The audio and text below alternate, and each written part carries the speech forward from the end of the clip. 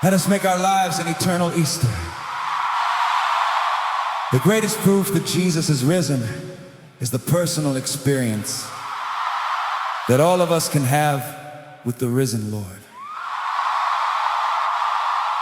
Today's narrative, compared to the other accounts of Jesus' appearances, may seem somewhat simple, but it carries a powerful lesson for us.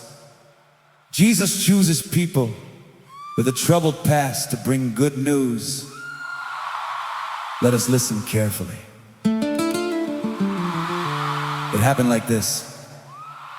After rising early on the first day after the Sabbath, Jesus appeared first to Mary Magdalene, from whom he had cast out 7 demons. She went and told his followers, who were mourning and weeping. When they heard that he was alive and had been seen by her, they did not believe. After that, Jesus appeared in another form to 2 of them as they were walking into the countryside. They returned and told the others, but they did not believe them either. Finally, Jesus appeared to the 11 while they were eating, and he rebuked them for their lack of faith and hardness of heart, because they had not believed those who had seen him risen. And he said to them, "Go into all the world and preach the gospel to every creature." What do we learn from this passage? Jesus returned to Magdalene. Jesus returned to Magdalene, the one from whom he cast out 7 demons. He returned to the disciples on the road to Emmaus, who had given up and were going back to their old lives, disappointed by his death. It is easier to believe bad news than good news. The gospel shows us that good news is often rejected because of the messenger's past. Those who doubted the resurrection were, in a way, saying, "How could Jesus appear to you and not to us?"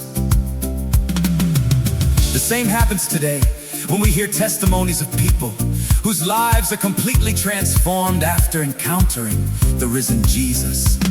Many leave behind drugs and alcohol and become great parents. We struggle to believe them because of their past. But if someone says they fell again, we believe it quickly and even say it was expected. In this Easter season, Jesus returns to his disciples to restore faith and credibility. What remains of the sacramental signs he left to perpetuate his presence in the church throughout time.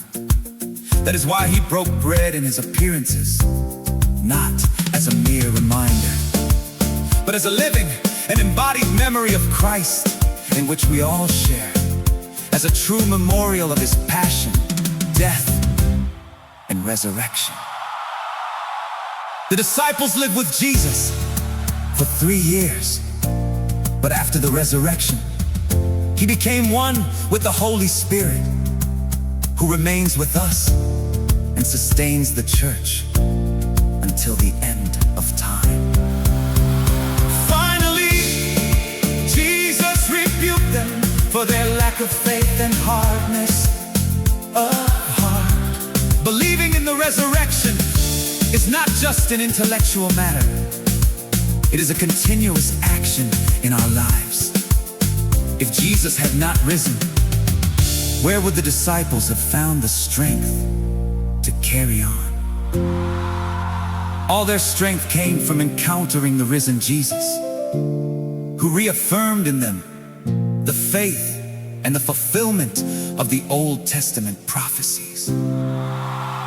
Today, we are invited to open our fragile and sinful hearts to the experience of the risen Jesus, so that he may transform our lives, just as he did with Magdalene and the disciples of Emmaus.